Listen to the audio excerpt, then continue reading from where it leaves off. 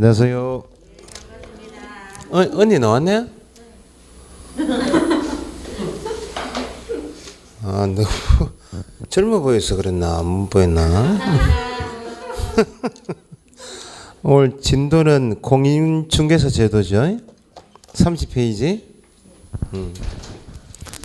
자, 복습을 좀 할게요. 용어의 정의는 일단 기초가 중개 개념하고 중개업을 비교하시는 게 기본이죠. 자, 그 다음 이제 개업 공인중개사 종별 이해하시고 소속하고 보존 비교하시면 되고, 일단 공인중개사법에서 가장 기초 개념이 중개 개념이면 중개는 뭐에 대하여? 중개 대상물 몇 가지? 여기 가장 중요하죠. 공인중개사법상 중개에 해당한다, 중개행위로 볼 수 있다 할 때 5가지일 것. 중개는 민법처럼 당사자가 직접 계약을 배우는 게 아니죠. 거래 당사자로서 매매, 교환, 임대차 계약을 직접 하는 것은 어디서 배우시고? 요거 민법이고, 중개 개념은 당사자 간의 매매, 교환, 임대차 계약은 법률 행위죠. 법률 행위를 말하는 것, 알선하는 것, 행위를 알선하는 것을 말한다 이렇게. 그러면 중개에서 요소가 중요한 게 1번 중개 대상물일 것, 2번 어떤 계약인가, 매매 계약, 교환 계약, 임대차에 관한 계약을 알선하는 것이 중개인데, 빠지면 안 되는 것이 민법에서 배우시는 저당권, 지상권, 지역권, 전세권처럼 그 밖의 권리, 기타 권리의 득실, 변경에 관한 행위를 알선하는 것도 중개이다. 그죠? 요소가 4가지. 그래서 중개 대상물 5가지에 대한 그 밖의 권리는 따로 암기사항이 아니고 민법에서 배우시는 각종 권리는 중개 대상이다 해놓고, 예외로 점유권 같은 것, 분묘기지권, 법정지상권 성립은 중개 대상이다. 계약을 알선 도와주는 게 중개이면, 법정 나오면 법률 규정에 의한 권리 변동인 법정지상권 성립, 법정담보물권의 유치권 성립 같은 것은 법률 규정에 의한 권리 변동이요, 계약 없이 성립되니까. 그러면 성립된 법정지상권을 양도할 수 있다. 유치권 양도, 수반성 배우시죠? 그 양도하고 성립을 비교하실 게 법정 붙은 것. 중개는 계약을 직접 하는 것이 아니고 계약을 말하는 것, 알선하기 때문에 중개는 사실행위이다. 법률행위가 아니고, 계약을 직접 하는 것이 아니고 사실행위이지 대리행위이다. 대리행위는 법률행위죠. 대리는 당사자 본인이 되어서 직접 당사자로서 계약을 직접 하는 게 대리행위며, 우리는 계약인 대리행위를 직접 하는 게 아니고 계약을 알선 도와줄 뿐이기 때문에 사실행위. 중개의 요소에는 중개보수가 들어갑니까? 중개보수? 중개보수는 뭐의 요소이고? 중개업의 요소이지 중개요소가 아니고. 계속반복성이 들어갑니까? 계속반복성도 뭐의 요소이고? 업의 요소이지. 중개는 이런 내용의 계약을 알선하기만 하면 중개이다. 그죠? 그래서 중개는 무상이어도 중개이다. 1회만 해도 중개이다.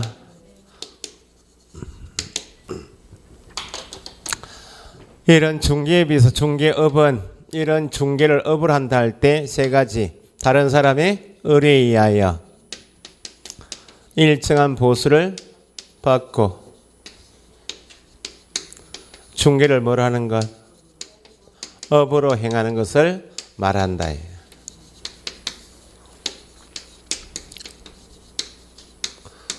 이걸 달리 표현하면, 다른 사람의 의뢰가 있다는 말은 손님이 부동산 왔죠? 손님 이름이 뭐예요? 중개 의뢰인과 소장인 개업 공인중개사 간 어떤 계약? 중개 계약이 체결되어 있어야 한다. 보수를 받고 란 말은 영리 영업성이 있다. 그죠? 영리 영업성이 있어야 하고, 업을 한단 말은 계속 반복성이 있어야 되죠. 중개업이라 하면 법대로 표현하면 다른 사람의 의뢰에 의하여 일정한 보수를 받고 중개를 업으로 행하는 것을 말한다. 3가지 들어가야 되죠. 달리 표현하면 중개업은 중개 계약에 의하여 영업성을 가지고 계속 반복적으로 중개하는 것도 포함된다. 같은 말이죠.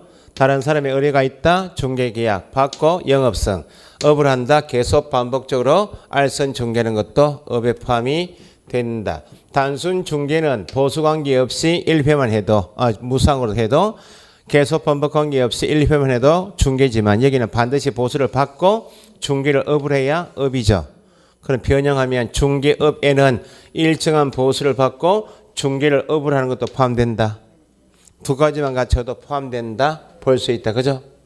보수를 받지 않고 같은 말, 영업성 없이 같은 말, 당사자들과 약속하거나 요구하는 데 거친 행위는 업에 해당하지 않는다.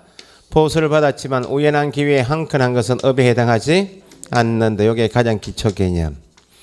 그러면 중개업은 누가 하는 것을 따져야 안 따져요? 등록한 자가 하든지 무등록이든지 주대인 사업으로 하든지 부수주로 하든지 특정한 대상물 토지만을 취급하든지 다 취급하든지 매매만 하든지 아니든지 이걸 따져요. 따질 필요 없이 세 가지 갖추거나 두 가지 갖추면 업에 해당한다. 는 말은 무등록이어도 세 가지나 두 가지 갖추면 업에 해당한다. 업에 해당한다. 주대인 사업뿐만 아니고 컨설팅 사업자가 주대인 사업에 부수하여 세 가지를 갖추든지 두 가지 갖춰도 업이다. 토지만을 취급해도 업이다. 특정한 거래행위 매매만 취급해도 업에 해당한다. 그 업인지 아닌지는 다른 거 필요 없이 세 가지만 갖추거나 두 가지 갖추면 업에 해당한다. 업으로 볼 수 있다. 무등록 중개업도 중개업에 해당하죠. 단속에는 걸린다. 위법하다라고 하죠. 위법하니까 처벌 대상이다. 얼마나? 3년 이하 징역 3천만 원 이하 벌금이 처벌 대상은 되지만 당사자 간의 거래 계약은 무등록 업자를 통하여 체결된 거래 계약은 유효하죠. 다만 무등록으로 중개한 것은 강행위중 위반 처벌 대상이므로 이하는 법적으로 보호 대상은 아니죠. 무등록 중개업자가 의뢰인과 체결한 중개보수 지급 약정은 무효이다. 여기까지가 등록한 자가 하는 중개업인가 무등록 중개업인가. 그럼 거꾸로 등록한 자가 하는 것도 업이다. 단속에 걸린다. 적법하다. 처벌 대상이 아니죠. 그럼 당연히 계약은 유효, 보수지급 약정도 유효.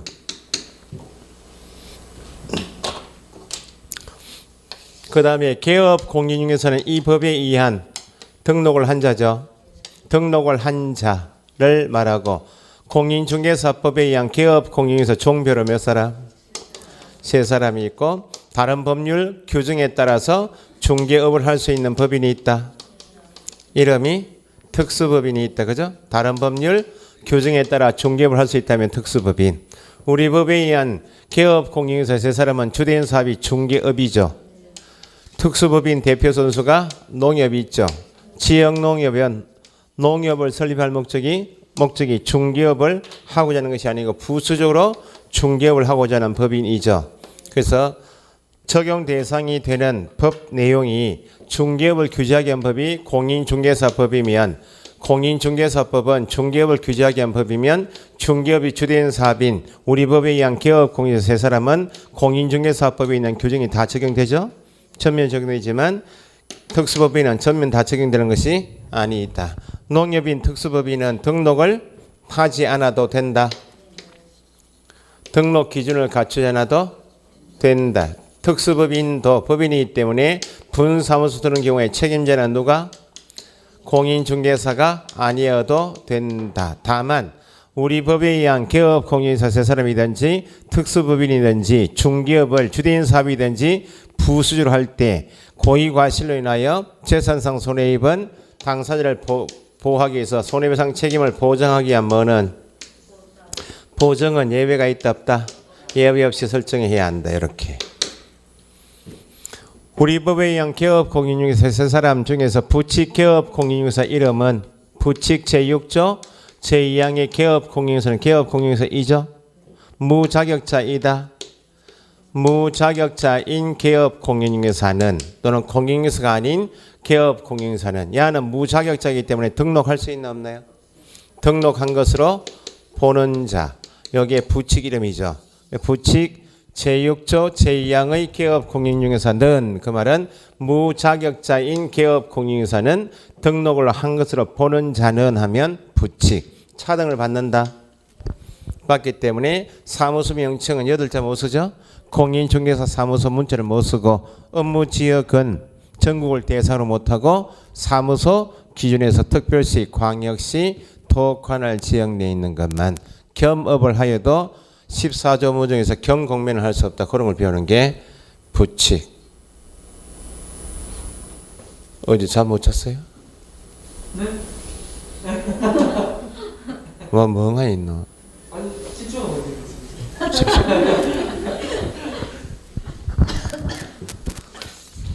소속 공인중개사는 공인중개사이다. 법인이면 사원 임원으로서 공인중개사인 자도 포함이다. 고용인으로서 공인중개사인 자 누구? 소공이고 법인의 사원 임원으로서 공인중개사인 자도 소속이다. 확인 설명할 수 있나요? 거래계약서 작성할 수 있나요?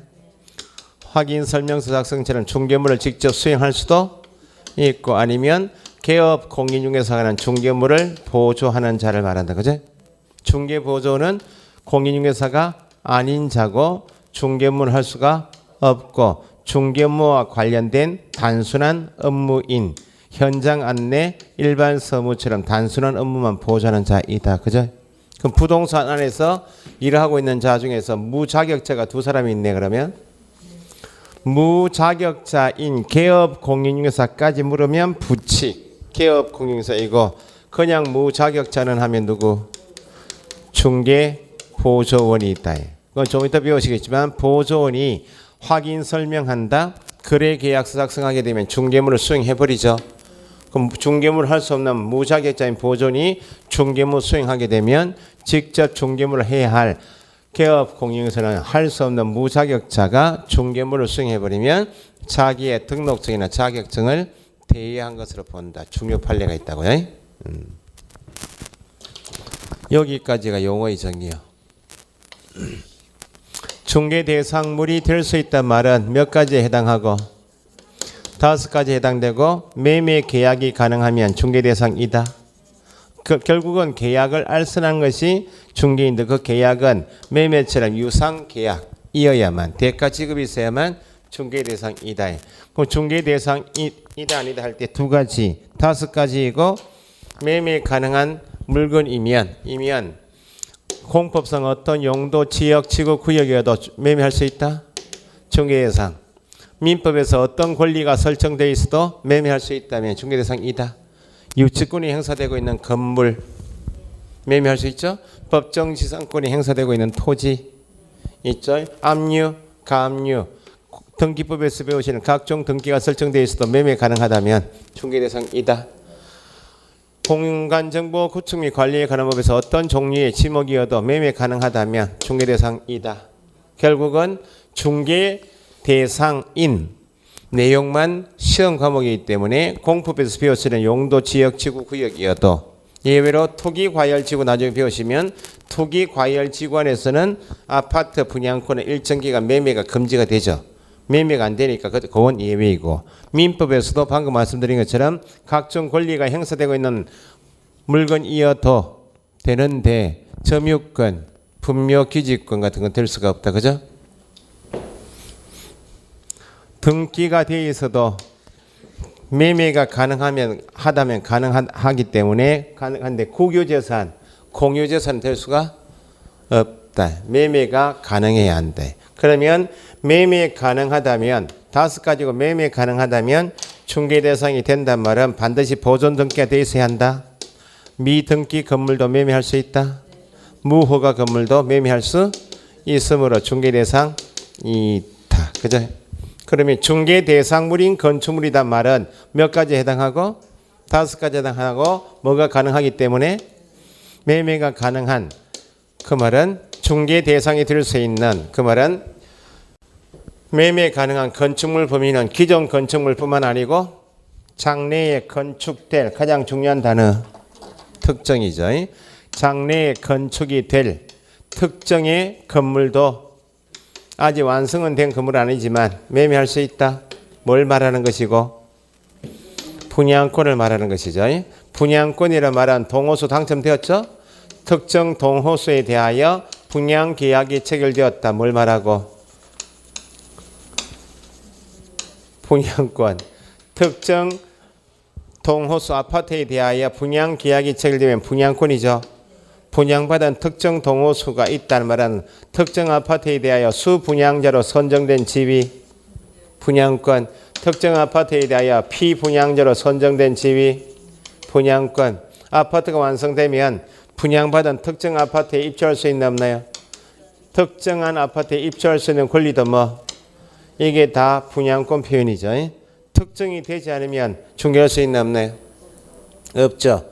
추첨 기일에 신청을 하여 당첨이 앞으로 되면 아파트를 분양받을 수 있는 가장 핵심 단어가 분양 예정자로 선정될 수 있는 지위에 불과한 입주권은 예정자 지위일 뿐이지 특정된 거 아니죠. 중개 대상이 될 수가 없다.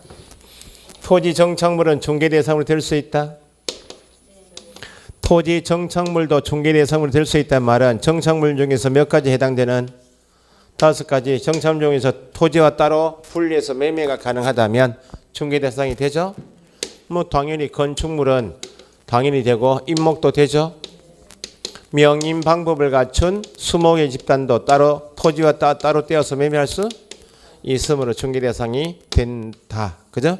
정착물은 중개 대상 될 수 있다. 무엇을 하면 이렇게 명인 방법까지.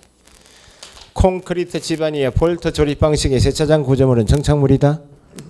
아니므로 중개 대상이 아니고 수목의 집단인데 가식의 수목 충분히 정착되지 아니한 정착물이요? 정착물이 아니므로 중개 대상이 될 수가 없다. 임목이라 하면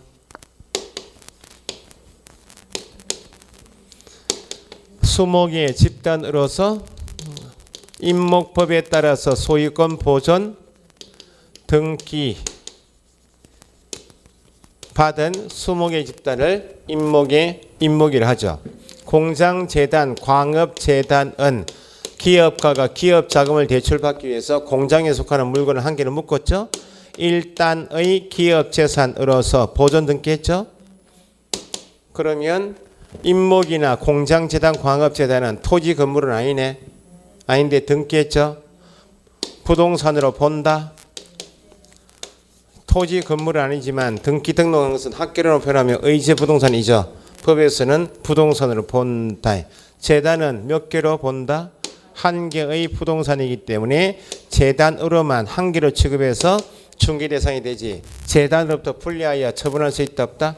분리 처분할 수 없다. 이 정도이고 임목 등기가 돼 있죠. 그럼 토지에 대한 소유권을 처분한다. 토지에 대한 지상권을 처분하게 되면 토지 등기부 안에서만 소유권 변동이 있고 지상권 변동이 있지. 임목 등기부도 변동이 있나요? 뭐가 처분되면 토지에 대한 권리가 처분되면 토지 등기부에만 변동이 있지 임목 등기부는 변동이 없다. 그 말은 토지 소유권 지상권 처분의 효력은 임목에 미치지 않는다. 거꾸로 임목에 대한 소유권을 처분할 수 있나 없나요? 있죠. 임목만 따로 저당권 설정할 수 있나 없나요? 그럼 임목 등기부에만 변동이 있지 토지 등기부는 변동이 없죠. 토지 소유권 처분, 지상권 처분은 임목에 미치지 않는다. 임목의 소유자는 토지와 분리하여 양도하거나 저당권 설정할 수 있다. 임목법에서 가장 중요한 권리가 뭐라고요? 임목을 담보로 저당권 설정할 수 있다는 거죠. 저당권 설정할 때 일단 토지 건물하고 비교해서 토지 건물을 담보로 저당권 설정할 때 보험에 가입한다. 토지 건물을 담보로 아파트 담보로 저당권 설정해서 대출 받을 때 사전에 보험에 가입해요? 그런 말 없는데 이건 임목법에 따라서 저당권의 목적은 될 수 있어서 대출받고 저당권 설정할 수 있지만 토지 건물과는 달리 안정적인 담보 목적물이 아니니까 농협공제처럼 보험에 가입해야 한다. 그죠? 보험에 가입하고 변제기를 정했는데 토지 건물이면 변제기 도래 전이어도 경매할 수 있나요? 없죠. 토지 건물은 변제기가 경관 후에도 변제가 없으면 그때 경매하지만 임목은 나무다 보니까 변제기 도래하기 전에 원목을 공급하기로 계약했다면 담보 대출 받은 다음에 변제기 도래 전에 토지로부터 분리되어서 벌채되었죠. 벌채된 분리된 수목에도 저당권이 미친다.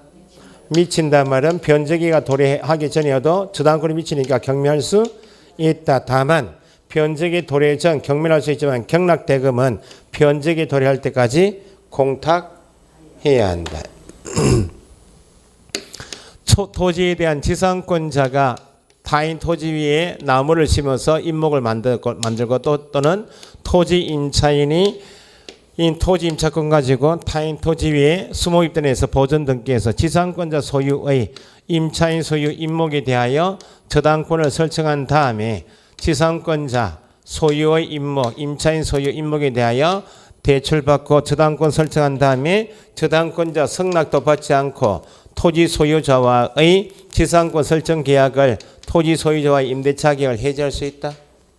승낙도 없이는 저당권자에게 피해를 주면 안 되니까 저당권 설정한 다음에 저당권자 승낙 없이 계약을 해지할 수도 없고 토지에 대한 지상권, 임차권을 포기할 수 있나 없나요? 없다. 누구한테 피해를 준다? 저당권자. 임목은 임목법이 있죠. 임목에 대한 보전 등기 절차는 어떤 법이 적용되고 임목법이 없으면 어떤 법을 준용? 부동산 등기법을 준용합니다. 부동산에 대한 등기 절차는 일반법이 등기법인데 임목이란 물건에 대한 등기 절차는 어떤 법에 우선 적용이 있고 임목법에 우선 적용이 있고 없으면 일반법인 등기법을 준용한다. 그죠? 예? 여기까지가 전주 진도였어요. 됐어요? 자, 그러면 30페이지 공인중개사 제도 있죠? 넘겨보시면 목적 한번 봅시다.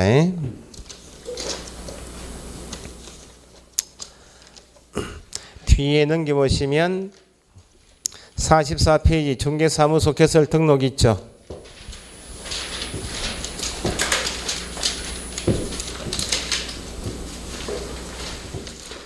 그 다음 넘겨보시면 68페이지 등록의 결격사유 있죠?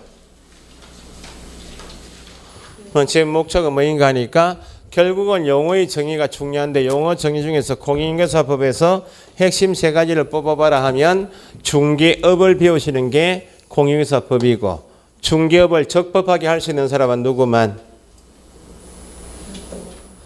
등록을 한 개업 공인중개사만 할 수가 있고 개업 공인중개사 업무를 대신할 수 있는 사람이 누구? 소속이죠. 그러면 지금 이제 중개업을 배우시려면 중개업은 적법하게 법적으로 할 수 있는 사람은 등록한 개업 공인중개사만 할 수 있으므로 등록 제도를 배우셔야 된다고. 그러면 등록을 배우신단 말은 중개업을 적법하게 다시 할 수 있는 사람은 누구만? 등록을 한 개업 공인중개사만이 할 수 있다면 개업 공인중개사 되려면 법에서 가고 있는 등록 기준은 갖춰야 되겠네. 가장 기본적으로 누구일 것? 공인중개사일 것. 두 번째 공인중개사이면 등록하는 방법이 공인중개사인 개업 공인중개사 등록할 수도 있고 상법상 회사나 협동조합인 법인 설립해서 등록할 수도 있다. 그래서 개업 공인중개사 현재 중개업을 하고 있는 개업 공인중개사 종별로 몇 사람인데 세 사람이 부칙은 기득권 인정받은 만큼 중개업을 할 수 있는 자이고 등록한 것으로 보는 자이지 등록 신청할 수 있는 사람은 아니죠. 그럼 등록 신청할 수 있는 사람은 누구하고 누구만? 공인중개사하고 법인만이 등록 신청할 수 있다.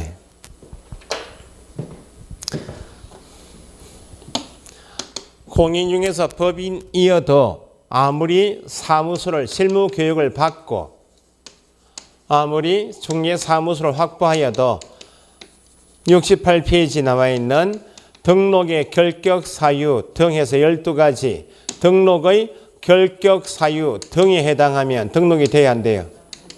등록의 결격 사유 등이니까 등록할 자격이 없다 그 말이니까 어디에 해당하지 않아야? 결격 사유에 해당하지 않아야 하고 실무 교육 받고 사무소 확보했는데 이게 일반적인 등록 기준이에요. 그럼 공인중개사 자격 시험지도 먼저 보시고 순서를 등록 절차 배우시기 전에 뭐부터 먼저 공부하셔야 돼요? 등록의 결격 사유에 해당하지 않아야 한다. 이해하시고 그 다음에 등록 제도 안에 등록 기준을 대고 배우시면 되겠다고. 이 순서대로 나가겠다는 거죠. 등록 제도 앞에 요건인 공인중개사 자격 시험 제도는 최대 2문제. 거기 앞에 다시 돌아오시면 30페이지 공인중개사 제도에서 옆에 31페이지에 공인중개사 정책심의위원회 있죠. 거기 요즘에 단독문제 한 문제 나오니까 최대 2문제. 그 다음에 결격사유 1문제. 그 다음에 교육 1문제. 사무소에 관한 것은 단독문제가 아니고 등록 기준에서 시험에 다수 출제되는 부분이 여기 부분이에요. 자, 그러면 공인중개사 자격 시험제도.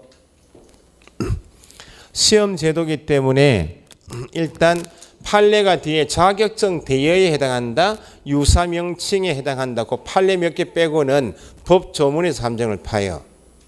그 법조문에서 함정을 파는데 작년처럼 한 번도 안 나왔다가 나온 것도 있고, 그러니까 시험에 출제되지 않은 부분을 내는 게 요즘에 난이도 조정이니까 법조문에서 함정 파는 거 꼼꼼하게 읽어두셔야 돼. 자, 그러면 기본이 시험 시행 기관 있죠. 시험 시행 기관 밑에 1 원칙 땡땡 시도지사 적혀 있나요? 1, 2월 때를 공부하신 분. 원칙은 누가 시행기관이고 시도지사는 시행기관인데 원칙 시행기관인데 정책심의위원회 의결을 거쳐야 한다. 시도지사가 시행할 때는 정책심의위원회 의결 거쳐 이런 말씀 안 돼요. 근데 이번에 예외 누가 시행할 때는 국토부 장관이 시험 수준의 균형 유지를 위해서 직접 출제 시행할 때는 예외적인 시행기관이니까 정책심의위원회 의결을 거치는데 사후가 아니고 사전에 미리 의결을 거쳐야 되는 사람은 누가 시행할 때? 국장. 알고 보셔야 돼.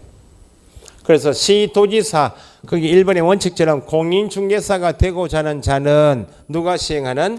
특별시장, 광역시장, 도지사, 특별자치도지사 줄이면 시도지사가 시행하는 시험에 합격해야 한다. 끝이지 위원회 의결 거쳐 이런 말은 없죠. 그러니까 절차상에서 의결 절차가 필요한 사람인가 아닌가 그거 구분하시고 밑에 예외 보시면 국토부 장관은 시험 수준의 균형 유지 등을 위하여 필요하다고 인정하는 때에는 직접 출제하거나 시행할 수 있죠. 이때 국장이 시험을 시행할 때는 정책심의위원회 의결을 미리 거쳐야 한다. 사전 의결이 필요한 사람은 누구? 국장.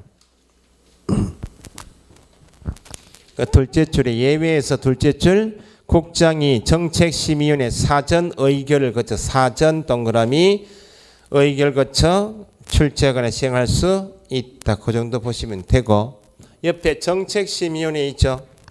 정책심의위원회는 공부를 1, 2월 달에 하신 분들은 뒤에 협회 공제사업을 감독하기 위해서 둔 위원회가 운영위원회가 있죠. 공제사업위원회가 2가지 있는데 나중에 이건 정리 좀 하셔야 돼. 공인중개사 정책심의위원회가 있고 운영위원회가 있어요. 요건 운영위원회는 정책심의위원회하고 다른 것이 적었을 필요는 없어요. 협회에서 가장 중요 사업인 손해배상 책임을 보장하기 위한 공제사업 운영을 감독하기 위해서 둔 위원회가 뭐? 운영위원회. 그 정책심의위원회는 이것 때문에 공제사업만 감독하기 위한 것이 아니고 공제사업뿐만 아니고 공인중개사 업무 거기 정책심의위원회 보시면 밑에 박스에 법조 몇 조? 2조의 2 정책심의위원회에서 옆에 1항이 있죠. 1항 공인중개사의 업무에 관한 사항. 공인중개사의 업무 몇 줄? 업무에 관한 다음 각 호의 사항을 심의하기 위하여 어디에? 국토부 괄호 둔다 둘 수 있다. 둘 수 있다. 그래서 심의사항이 4가지 있죠. 1번에 시험부터 몇 줄? 1호에 시험 등 자격 취득에 관한 사항은 정책심의위원회 심의사항이다. 2번에 중개업 육성 몇 줄? 3번에 중개보수 변경 4호에 손해배상 책임의 보장에 관한 사항처럼 줄이면 1항의 첫째 줄 밑줄 하셨듯이 공인중개사 업무에 관한 사항을 심의하게 한 것이 정책심의위원회는 공인중개사의 업무에서 밑에 몇 가지가 있어요? 4가지에 관한 사항을 심의하게 한 것이 정책심의위원회. 여기는 소속이 국토교통부 소속이죠. 둘 수 있다죠. 그 나중에 배우시겠지만 운영위원회는 협회에서 하는 것이 공제사업이기 때문에 어디에? 공인중개사 협회에 둔다. 이렇게 협회에서 공제사업을 상시 감독할 필요가 있으니까 둔다. 필수기구. 여기는 둘 수 있다. 그 이런데 시도에 둔다 이렇게 하면 안 되고 둔다 이렇게 하면 안 된다는 겁니다. 이런 게 함정 체크예요. 예? 국토부 밑에 뭐라고 X 돼 있어요? 뭐라고? 시도의 X. 둘 수 있다 밑에 둔다 X 그렇게 비교해 놓으시라고.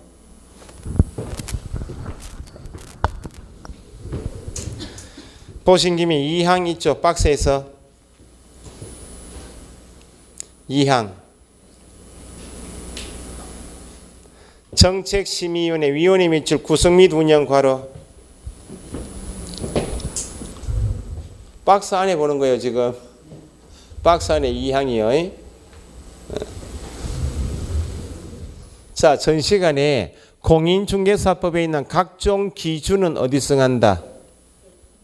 대통령령. 절차는 국토교통부는. 절차는 신고해야 한다, 등록해야 한다 이런 말 나온다 있죠. 그러면 지금 몇 명으로 구성합니다.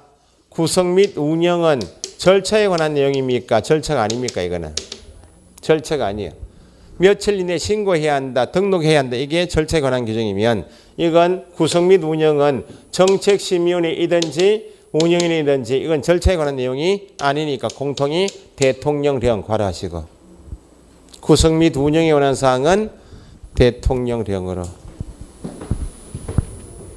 수업을 안 해도 불안하고 오프라인 나와도 참 희한하다. 올해는 월드컵이 있는 해처럼 월드컵이 들어간 해는 합격률이 좀 떨어져요.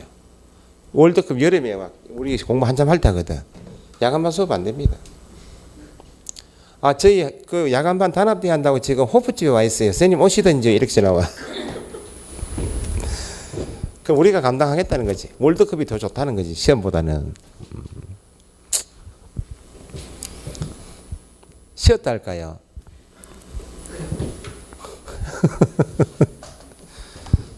집중하시고. 시간은 자꾸 가는데 우리를 봐주는 시간은 없어요. 10월 시험 날짜는 고정되어 있으니까 11월 달로 연기 좀 안 되겠나 이렇게 하지 마시고. 근데 뭐 저기 타 학원에 보니까 뭐 에듀윌 같은데 뭐 우리한테 저희한테 하는 말이 뭐 수강생들이 올해는 코로나 때문에 공부를 못 하겠어요. 뭐 공부를 뭐 포기하겠다고 하는 그거는 핑계죠. 코로나 때문에 공부를 못 하고 뭐 전쟁 난 것도 아니고. 집중해요. 자, 그다음 맨 밑에 3항 있죠. 박스에서 정책심의위원회 심의사항 중 4호 위에 1호가 뭐예요? 시험 등 자격 취득에 관한 사항 밑줄에 했죠. 을 관한 사항을 심의에 정했다. 그러면 누구는 따라야 한다? 시도지사 괄호. 이게 시험에 2번 이상 나왔는데 정책심의위원회 심의사항 위에 1호에서 4호까지 4가지가 있는데 4가지 중에서 시도지사는 따라야 한다 해서 시도지사를 구속하는 것은 4가지 모두에 관한 사항이 아니고 딱 한 개. 원칙적 시행기관이 누구니까? 시도지사니까 시험 등 자격 취득에 관한 사항만 시도지사를 구속하는 것이지 시험처럼 거기 3호에 나와 있는 것처럼 중개보수 변경에 관한 사항을 심의했다. 시도지사 따라야 한다? 틀렸습니다. 중개업 육성 X 오로지 1호처럼 시험 등 자격 취득에 관한 사항만. 그 정도 하시고 밑에 설치 구성은 됐고요. 밑에 구성 있죠? 맨 밑에 박스 밑에 이 구성에서 심의위원회는 위원장 1명 포함 밑줄 하시고 위원장 1명 포함이란 말이 있죠. 부위원장 제도가 있어요? 없어요? 밑에 부위원장 X 적으시고 그게 왜 시험에 체크되셔야 되는가? 2번 나왔는데 그것도 최근에 정책심의위원회는 위원장 1인 포함하여 7명 이상 11명 이내를 구성한다 돼 있지. 누가 없다고요? 여기는 부위원장 제도가 없어요.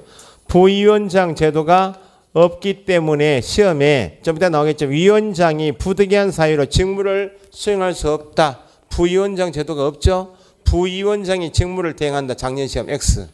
그런데 나중에 여기는 위원장, 부위원장 각각 한 명씩 둔다 돼 있어. 포함한 11명 나오는데 여기는 부위원장 제도가 있죠. 그러면 운영위원회 위원장이 직무를 수행할 수 없다. 누가 대행한다?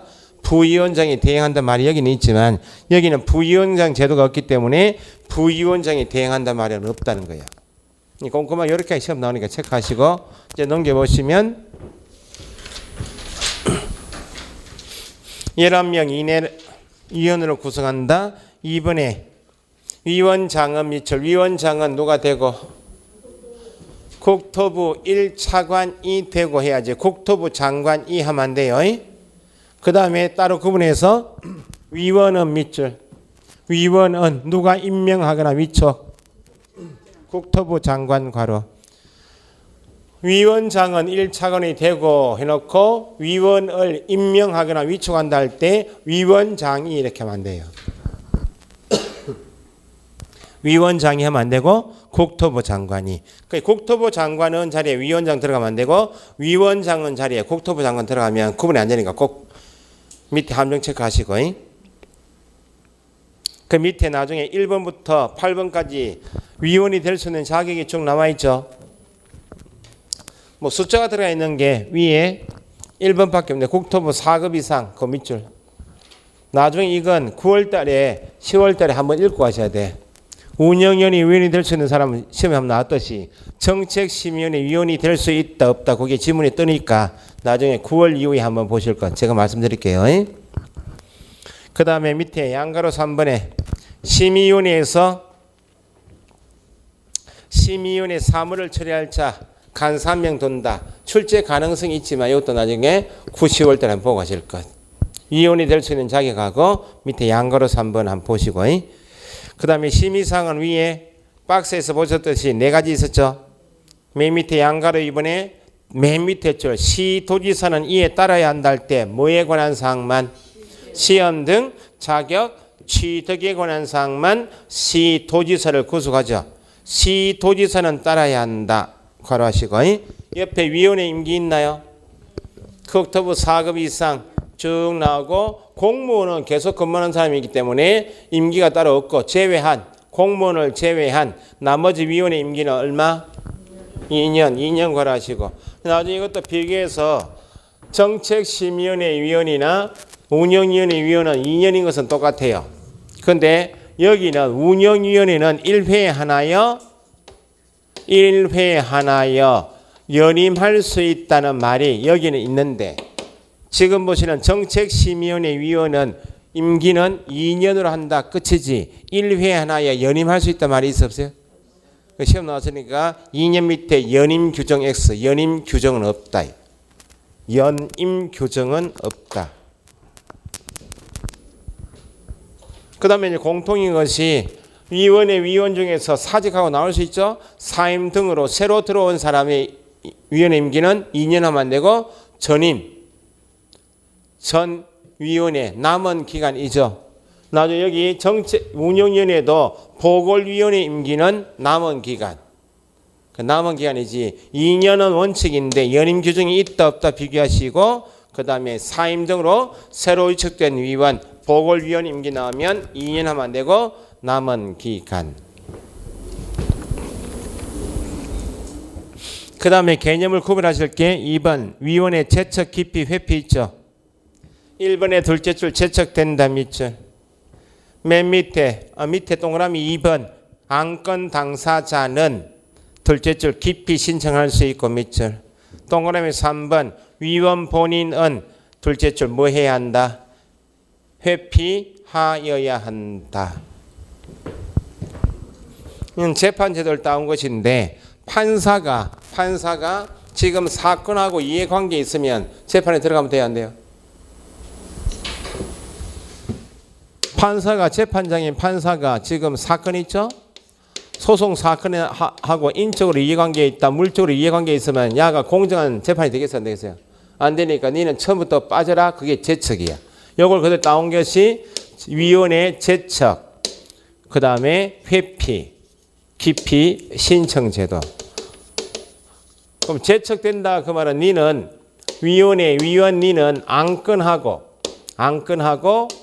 인적 물적 관계가 있으니까 처음부터 빠져라. 그것이 제척이야. 그러면 제척 사유에 해당된다 그 말은 이해관계에 있는 위원이면 지가 스스로 뭐 해야 한다? 스스로 위원 본인이 스스로 제척 사유에 해당되면 스스로 빠지는 것을 뭐라 한다? 회피해야 한다. 그러면 안건의 당사자 입장에서 보면 그 이해관계에 있는 위원이 심의의 길에 들어가 버리면 공정한 심의가 안 되겠죠. 그러면 안건 당사자가 자기한테 불리하니까 위원회에 찾아가서 그 위원 빼달라고 신청할 수 있는 것을 뭐라 한다? 기피 신청. 위원 본인이 어디에 해당하면? 제척 사유에 해당하면 스스로 뭐 해야 한다? 회피해야 한다. 안건 당사자는 공정한 심의를 기대하기 어려우면 뭐 할 수 있다? 기피 신청할 수 있다. 여기 제척 사유가 시험에 2번 나왔다는 거지. 1번, 2번 거기 제척 사유가 4가지 있죠. 4가지 중에서 세 번째 D급 빼고는 읽어보시면 인적으로 관계 있다. 그걸 암기상이 아니고 이게 인적으로 관계 있는 거구나. 그거 기억 보세요. 위원이나 배우자였던 사람까지 과거에 였던 사람 이혼했다 그 말이죠. 배우자였던 사람이 안건 당사자가 위원 본인이 직접 안건 당사자가 되거나 배우자가 안건 당사자 되거나 배우자였던 사람이 안건 당사자이면 마음이 흔들리겠죠. 아니면 뒤에 안건 당사자와 공동 권리자이어도 이해관계 있고 공동 의무자이어도 이해관계 있으니까 빠지래. 낱개로 쪼개서 읽을 줄 아셔야 돼. 위원의 배우자였던 사람이 함정이죠. 였던 사람이 안건 당사자인 경우 제척된다. 그런 거 읽어두시고 이번에 안건 당사자가 위원의 친족이거나 친족이었던 경우도 빠져야 되겠죠. 네 번째, 위원이 속한 법인단체, 위원이 현재 속하고 있는 법인단체가 현재 안건 당사자를 대리하고 있거나 이전에 대리인이었던 경우도 마음이 흔들리겠죠. 그죠? 기역, 니은, 리얼 부분은 읽어서 인적으로 관계 있다 그렇게 이해하시면 시험에 나왔던 것은 D것이요. 위원 본인이 안건에 대하여 이미 정언한 바가 있다. 진술, 자문, 조사, 연구, 용역, 감정한 경우 위원이 이미 지금 심의하게 되는 안건에 대해서 정언, 진술, 자문, 조사, 연구, 용역, 감정한 경우 7가지 나오면 이미 내부 이해관계를 다 알고 있다. 심의하러 들어간다 그 말은 제3자 심의에서 객관적으로 공평하게 심의가 돼야지 이미 그 안건에 대해서 이미 조사까지 해서 감정까지 했다 그러면 이해관계를 속속히 다 알고 있으니까 편들 수 있겠네. 알고 있으니까 빠져라. 그래서 최근 시험이 2번 나왔던 처음에 나왔던 것은 뒤에 연구, 용역, 감정한 경우 3가지만 딱 떼어서 제척된다 나왔고 작년 시험에는 자문한 경우 또는 진술한 경우 딱 1개만 띄어서 제척된다. 그래 나왔으니까 낱개로 쪽에서 7개 질문만 넣을 수 있나 없나요? 정언한 경우 제척, 자문조사 연구 쪽에서 7가지 낱개로 쪽에서 제척 사유임을 알고 계시고 요건 나중에 어디 그대로 나오는 거니까 공시법 시간에 공간정보 구축 및 관리에 관한 법 배우시죠. 지적 청량 배우시죠. 청량한 수행자가 자기가 청량 결과에 대해서 소관청이 야 검사해보니까 네 청량 잘못됐네 이렇게 할 수 있나 없나요? 그럼 다퉈보자 할 때 두 위원회가 지적위원회 지방지적위원회 중앙지적위원회 지적위원회 위원도 제척사유 회피 기피 그대로 나와요. 그러니까 어쨌든 위원이 제척된다는 말은 이미 그 청량한 당사자하고 이해관계에 있으면 다 빠져라 그 말이에요. 아시겠죠? 네가 제척 사유에 청량에 대해서 지적위원회 위원 네가 이미 뭐 하고 있다면 감정까지 다 한 바가 있다면 마음이 흔들리니까 빠져래. 그 나중에 관계가 똑같아. 제척 사유가 똑같아. 인적, 물적 이해관계에 있는 위원은 빠져라. 그것이 나중에 공간정보 구축 및 관리에 관한 법 할 때 지적위원회도 그대로 나와요. 자, 그래서 밑에 이번에 다시 동그라미 2번 안건 당사자는 위원에게 공정한 심의 의결을 기대하기 어려운 사정이 있다. 그러면 어디 찾아가서 심의위원회 밑을 기피 신청할 수 있고 위원회에서는 기피 신청 들어왔으니까 의결로서 결정해야 되겠죠. 그럼 기피 신청 대상이 되는 위원은 의결에 참여하지 못한다. 기피 신청을 받아줄지 여부도 심의위원회 의결사항이다. 의결로서 결정한다. 그 밑줄에서 읽으시고 그 다음에 3번에 위원 본인이 위에 제척 사유 4가지 중에 한 가지 해당되면 스스로 뭐 해야 한다? 회피하여야 한다. 회피해야 한다. 위원 본인. 기피 신청할 수 있다. 안건 당사자. 그럼에도 불구하고 4번 누구는 국토부 장관은 위원이 어디에 해당함에도 불구하고 제척 사유에 해당함에도 불구하고 스스로 뭐 하지 않는다? 회피하지 않으면 아예 위원회에서 뭐 할 수 있다? 해촉할 수 있다. 밑줄 누가? 국장이 해야지. 뭐가 들어가면 안 되고 위원장 하면 안 돼. 국장 자리에 4번에 위원장 하면 안 돼요. 넘기시고 3번에 위원장의 직무에서 2번 보세요. 이제 여기는 부위원장 제도가 있다 없다? 없으니까 위원장이 부득이한 사유로 직무를 수행할 수 없을 때는 밑줄 위원장이 미리 지명한 위원이 직무를 대행한다 해야지. 부위원장 X 다시. 부위원 대행 밑에 부위원장 하면 안 돼요. 그 다음에 심의위원회 운영 2번 체크하시고 심의위원회 회의는 제적 동그라미 과반수할 때 과반수 출석으로 개의 동그라미 개의한다. 그 말은 회의를 열 때는 뭐의 과반수요? 제적. 현재 위원장 1인 포함하여 7명 이상 11명이 10명의 위원이 있다. 제적위원이 10명이다. 그러면 개의할 때는 제적 있는 제적위원회 과반수죠. 과반수는 초과 개념이에요. 그럼 몇 명? 6명 이상 출석하면 개의 회의가 되고 그때 의결한다 나올 때 앙크레에서 이제 의결할 때 손 들어 보십시오 해야 되겠죠. 그러면 여기는 제적하면 안 되고 뒤에 출석 위원 과반수 찬성으로 의결 앞에는 나온 사람 손 들어 보십시오 그 말이니까 출석 과반수 요거 제적 과반수 개의 출석 과반수 의결 요걸 구분하시라고. 시험은 당연히 의결한다 나오는데 제적 위원 과반수 찬성으로 의결한다. 제적 과반수는 뭐예요? 개의할 때, 의결할 때는 뭐? 출석 과반수. 그런 시험 나.